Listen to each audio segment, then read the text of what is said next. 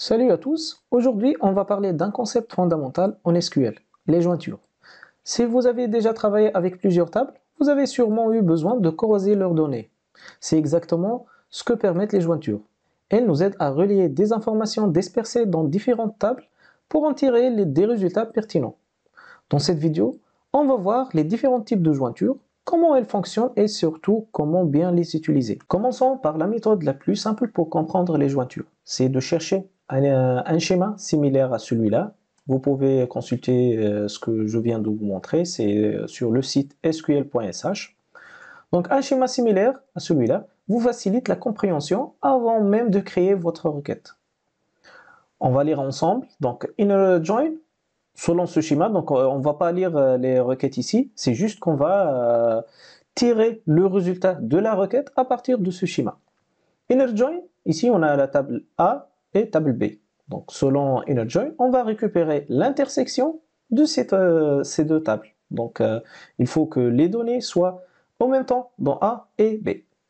Left join, donc on va récupérer les résultats de la table de référence A et aussi les résultats en commun entre A et B.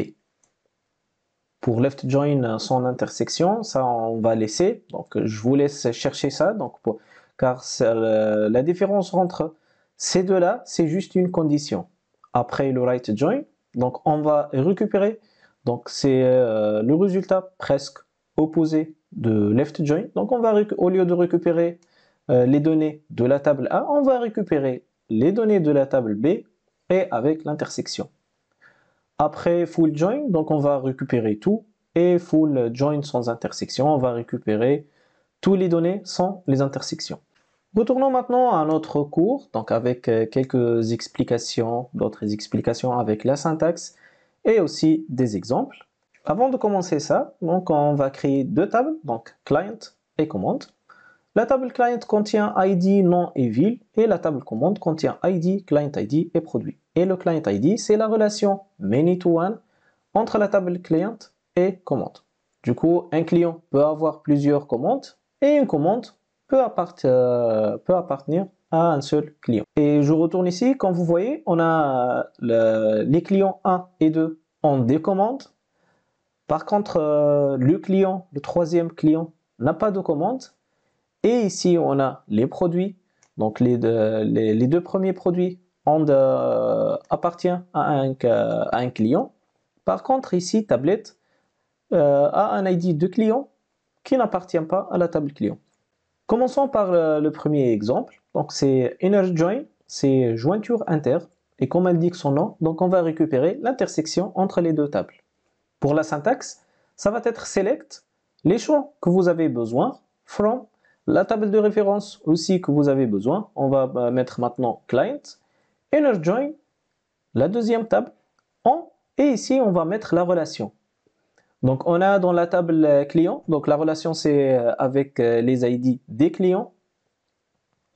Donc ici on a client.id égale commande.id, client ID. Ici on a mis les noms des tables pour faire la différence entre les ID.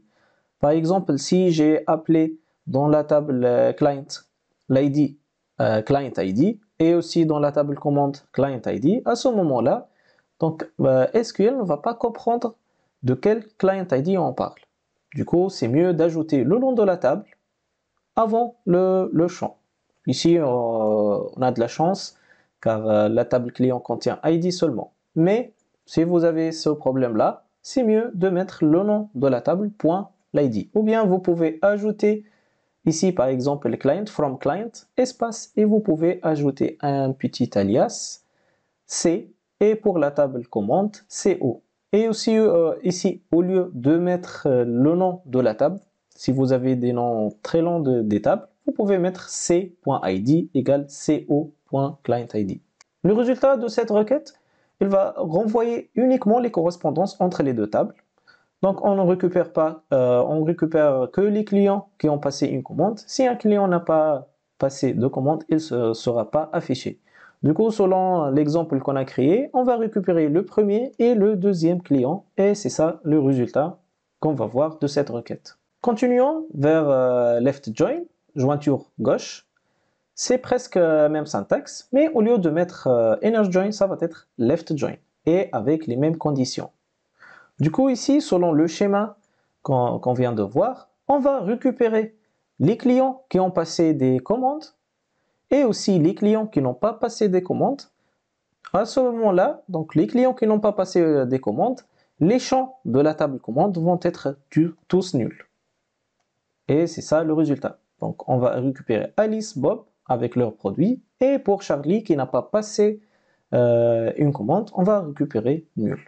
Right join, jointure droite, c'est aussi toujours la même syntaxe, donc right join, mais à ce moment-là, on va récupérer tous les produits ou les commandes dans la table commande avec l'intersection avec la table client. Par contre, pour les commandes qui ont déjà passé par des clients qui n'existent pas dans la table commande, on va voir ces produits-là avec un client ID égal à nul. Et c'est ça le résultat. Comme vous voyez, on a récupéré Alice, Bob, ordinateur, téléphone. Par contre, tablette, c'est le nom du client, c'est nul. Si vous avez compris la différence entre left join et right join, vous pouvez maintenant voir c'est que cette requête en right join, on peut la transformer en left join. Ça va être select non client virgule produit from. Au lieu de mettre client, on va mettre command et left join client. À ce moment-là, on va récupérer le même résultat qu'on a eu avec cet exemple de right join. Maintenant, full outer join, donc jointure complet, toujours la même syntaxe, full outer join. Dans ce cas, on va récupérer tout. Tous les clients, tous les commandes, et chaque client qui n'a pas de commande, les données de la table commande vont être nulles, et les commandes qui ont déjà passé par des clients qui n'existent pas dans la table client vont être nulles, donc on va récupérer tout. Et c'est ça le résultat. Donc on a récupéré Alice, Bob, Charlie et tablette. Par contre ici, Charlie qui n'a pas de produit nul, et la tablette qui n'a pas de client qui existe dans la table client, et un nul. Pour le full outer join est supporté par plusieurs systèmes de gestion de base de données, mais ça n'est pas supporté par MySQL.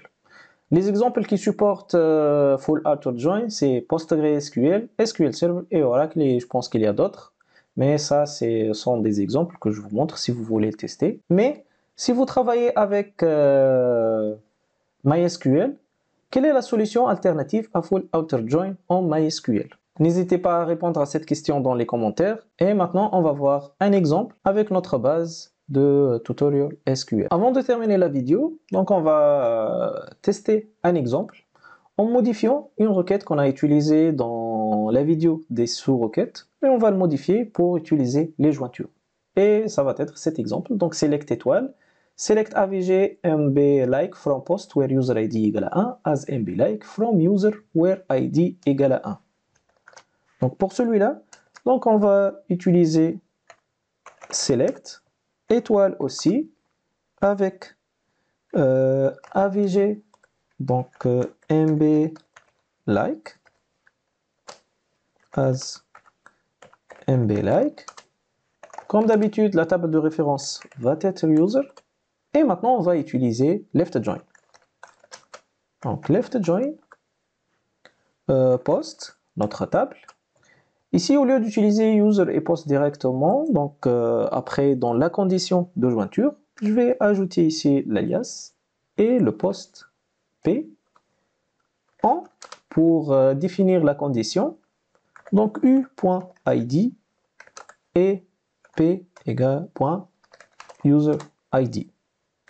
Et maintenant, on va ajouter une autre clause where u.id est égal à 1. Et on va tester les deux en même temps, et on va vérifier le résultat. Donc ça, c'est le résultat dont on a besoin pour la première requête. Pour la deuxième, donc il a récupéré le nombre de likes. Par contre, il a aussi récupéré une ligne de la table post. Par contre, nous, maintenant, on n'a pas besoin de cette partie-là, donc l'id, le title, donc il a récupéré une seule ligne. Par contre, cet utilisateur, il a plusieurs posts. C'est quoi le problème? C'est que ici, dans étoile, comme on a changé la structure de la requête, pour lui, l'étoile, on va récupérer tous les champs de la jointure, donc de la table user et la table post. Et pour corriger ça, donc je vais éditer cette partie. Au lieu d'utiliser étoile seulement, comme on a défini cet alias, même avec l'étoile, on peut définir ça. Donc ça va être u.étoile et pour Louis, ça va être la table user.étoile. Donc j'ai besoin de récupérer tous les champs de la table user seulement avec ce calcul-là de AVG. Et comme vous voyez, on a le même résultat que l'autre. Donc si vous avez remarqué, cette requête-là est plus simple que l'autre qu'on a utilisé avec les sous-requêtes. Je pense qu'on a fait le tour théoriquement maintenant sur SQL. Donc je vous donne un rendez-vous à la prochaine vidéo. On va commencer les exercices et n'oubliez pas de répondre à la question: si je veux utiliser Full Outer Join dans MySQL, qu'est-ce qu'il faut faire? Quelle est la solution? À bientôt!